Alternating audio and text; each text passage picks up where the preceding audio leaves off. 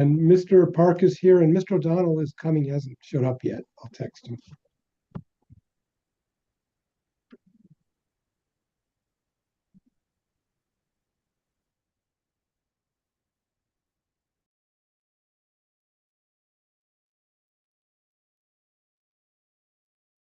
And we are live, Madam Chair. Thank you. Thank you, Mr. Cornelius. With that, I will call the September 24th meeting of the City of Albuquerque Intergovernmental Legislative Relations Committee to order. We have our usual agenda, but we'll start with our state lobbyist briefing related to our upcoming October special session. Mr. Park, would you like to take this item for us? You're on mute, Mr. Park. Oh, good. Then you didn't get to hear me say something. Good afternoon, Madam Chair, members. Thank you very much for the opportunity to be here. As I think you guys might know, Joe Thompson is otherwise occupied dealing with some work up in Santa Fe. So I'll be doing the report for the both of us. We've been coordinating for the last couple of weeks, and in particular, we even spoke today. So 1 week from today, at the strike of 12 noon, there will be a special session. It should last no longer than October 1st to October 2nd. It could be shorter. They are still working towards a compromise on other pieces, on pieces of legislation. There's still talk about healthcare, public safety, physician compacts. If you've seen the newspaper today or read anything, they're not where they need to be, but they do have pretty widespread agreement with respect to trying to shore up the 6 to 6,500 New Mexicans who potentially could lose health insurance coverage as a result of HR 1 effective December 1st. There is there's a general consensus in the legislature to fund the health insurance exchange to close that gap, to ensure that all of those folks continue to get and have available to them health insurance. After that, there is not much more that has been agreed to. But I just want to caution everyone to know that with 7 days to go before the special session, they are still meeting, they're still working, they're still negotiating, and that is still subject to change.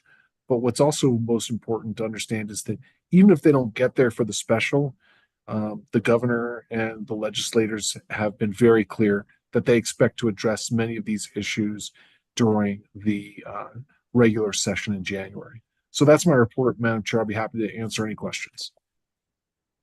Thank you, Mr. Park. Are there any questions from the members for Mr. Park? Great. Thank you, Mr. Park. We look forward to having updates from you and Mr. Thompson as you learn more information and anything evolves. Please make sure that our staff has that information. I know that we won't have an IGR committee meeting, I think, to be able to necessarily meet, but if we need to, please let staff know. Absolutely. Thank you, Madam Chair. Thank you. And of course, we'll have to notice that meeting. So thank you. Great. Up next, I believe Mr. O'Donnell, you have an update for us related to our federal appropriations bill. Thank you, Madam Chair, and members of the committee. I'm reminded of what you've all heard from, I'm sure, a number of times in your lifetime about the more things change, the more they remain the same. So here's what we're facing in Washington, which we've been through the last two appropriation cycles. And I understand from Mr. Menicucci and Mr. Parkinson, and listening to Mr. Park, a little bit of what's going on with the legislature and the strategy of coming up with funding to take care of the, I think, estimated 6,500 New Mexicans who will lose their health care when the reconciliation provisions kick in. So what is happening at this end with that is the House Minority Leader, and Mr. Jeffries and Senator Schumer, in the past week have had negotiations with the House, the Senate, Republican leadership in the White House about restoring the funding, the Medicaid funding that has been eliminated for some Medicaid recipients. They were supposed to have a meeting Thursday, tomorrow, at the White House, which I'm sure you've seen in the press. The president has canceled. The House right now is in recess and is not due back until after October 1st. So there's a bit of a gap here in of the availability of the House to really do much at this point. The bill that they sent over, the continuing resolution that they sent to the Senate rejected. And so the Senate does not really have another offer on the table at this point, but it's all comes down to at this point, the Democrats in the House and the Senate saying what we want in order to sign on to a continuing resolution is this funding, this Medicaid funding restored. There's some debate, obviously, about whether that's going to happen. I would say that the dynamic right now is that we are about a week away from the 1st of October. So a lot of what I think we're seeing right now in the press is the posturing that takes place every time we come up to a continuing resolution or budget deadline. And so I think you can expect more of the same to take place until early next week. And I would say probably over the weekend on Sunday on the television talk shows, you will see people restating what they've already said. I think on Monday, the 29th, you may hear some different reports about people negotiating. I can't say at this point, based on what I've heard from some congressional staff, that there won't be a government shutdown. And of course, part of the dynamic to making that decision about how strongly the Democrats will adhere to the position of shutting it down if they don't get the accommodation on the Medicaid funding. That's going to be one of those things that comes down to the last hours, because both the House, the White House, and the Senate, and all the parties involved will be looking at the polls to see who's going to get the blame for this. I think, given the current circumstances, that it's going to be difficult for any of the parties to blame the other and have the public believe it. I think the public is probably at a point now where they think they're all responsible and should get the blame for whatever problem we face on September 30th at midnight. So that's basically where we are. You won't have an answer that might impact your state legislature until probably I'm going to guess next Tuesday, the 30th.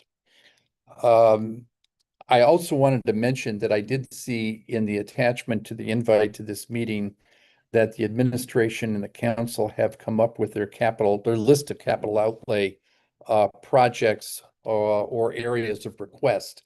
And as I mentioned to Mr. Parkinson and Mr. Menicucci, probably I'm saying to them maybe next week or the following week, we should start talking about at the staff level about the projects that look like they may fit into federal earmark or grant requests for next year.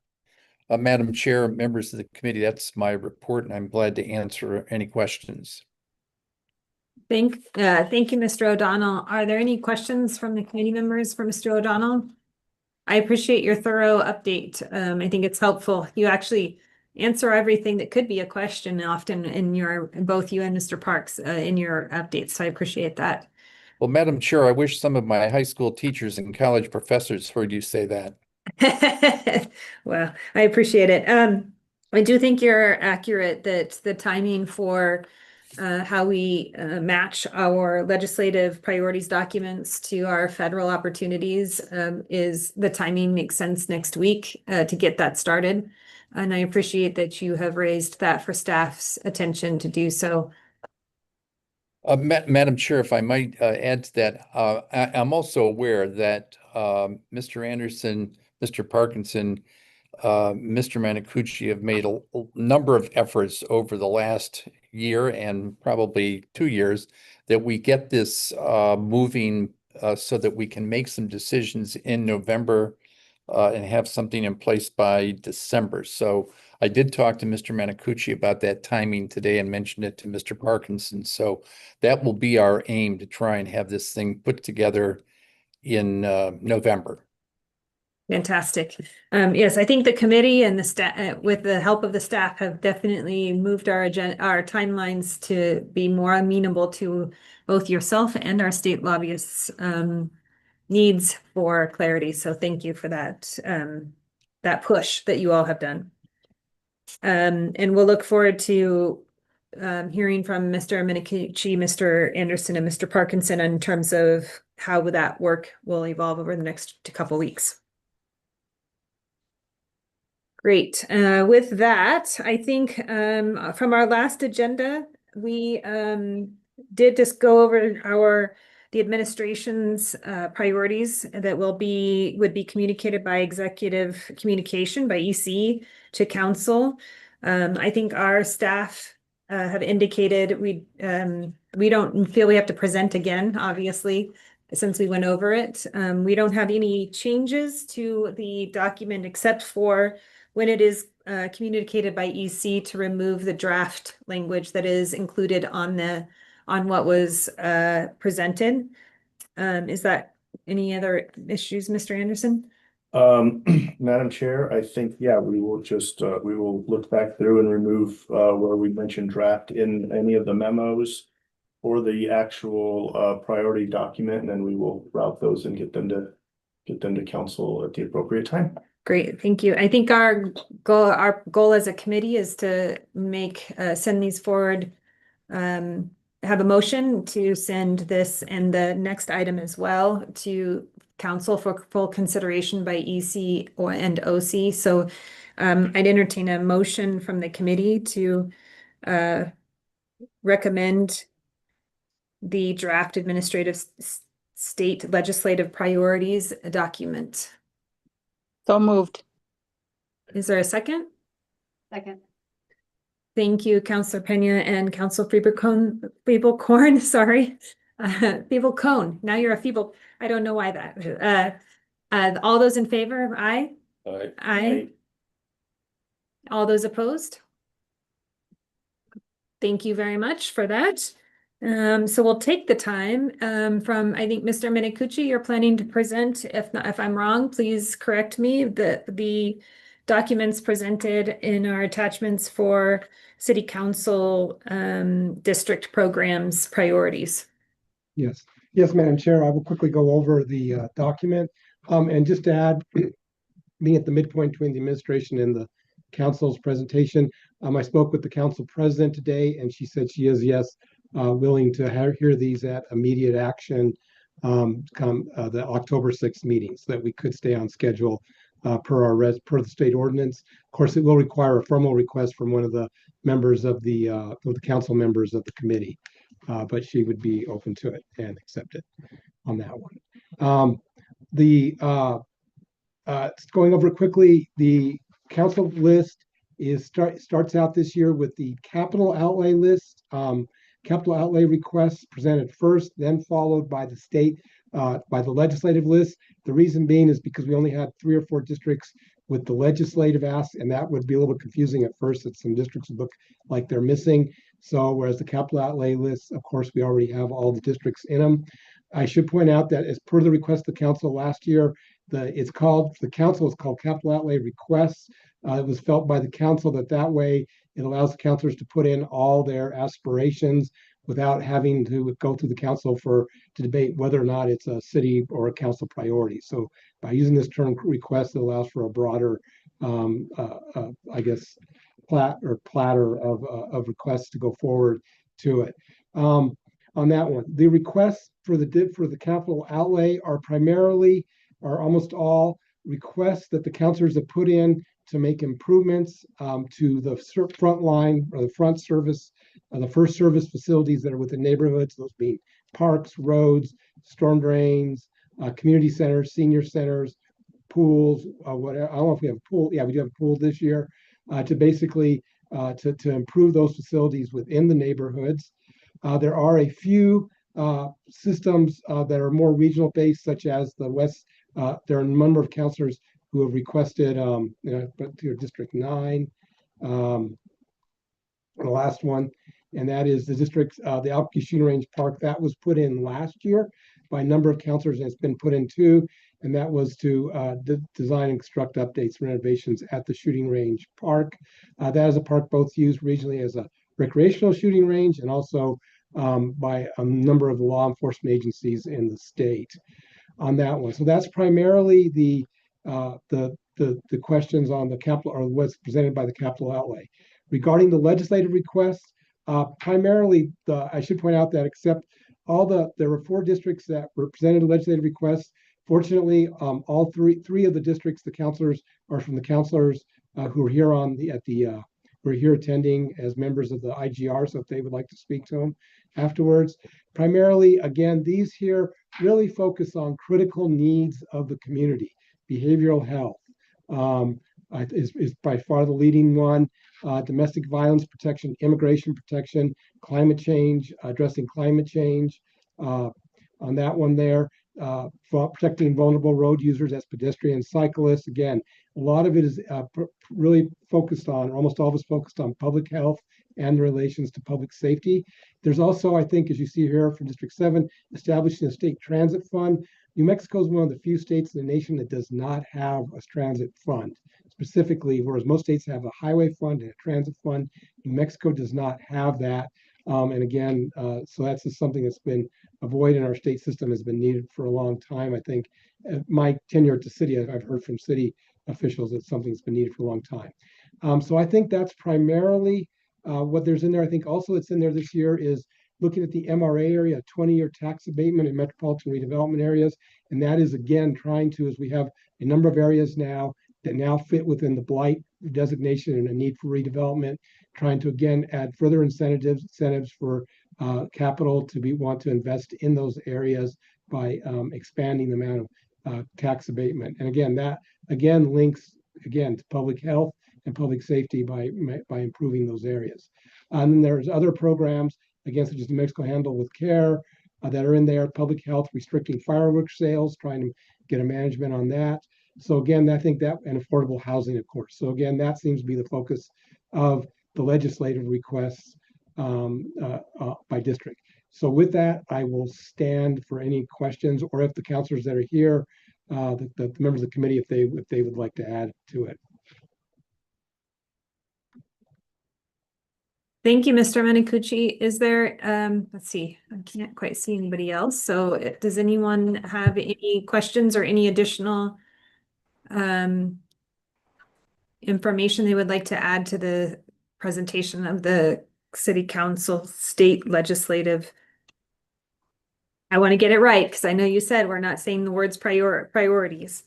The individual Albuquerque City Council district programs requests for the state legislative session. If you, I can't, do you mind, Mr. Menicucci, stop sharing? Because I can't see anyone but you. Thank you. Thank you. We can always go back and share again if anyone has an item they want to go back to.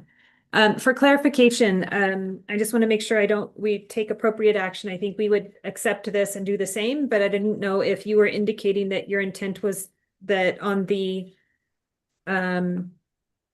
legislative requests, if you thought there was going to be additions. No, ma'am, not at this time. Okay, this is final. Okay, thank you. With that, I think if there's no additional feedback or discussion, is there a motion to recommend to City Council from this committee accept the attached document by OC? So moved. In a second. Thank you, Councilor Grout and Councilor Febrocorn. All those in favor, aye? Aye. Any opposed?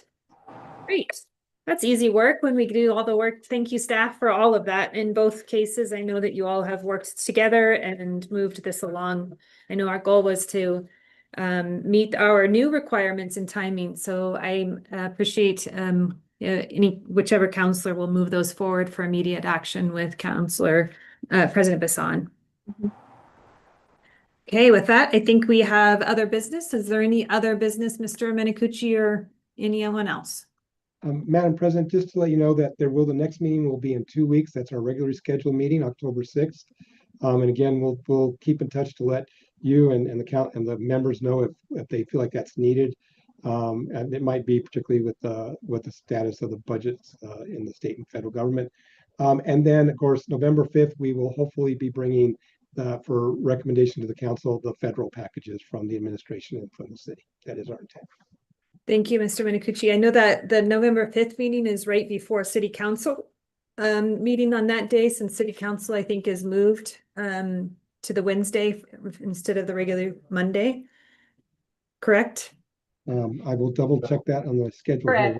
So we'll spend lots of time together that day, but we'll have to be efficient, obviously. So Yeah. Thank you. That is correct.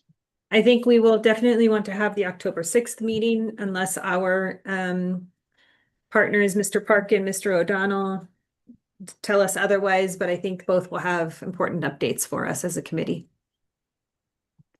Great. Well, with that, if we have no other items for discussion, thank you all for your time this afternoon. Appreciate the efficiency and look forward to these items being on City Council soon. Thank you. Have a good day, everyone.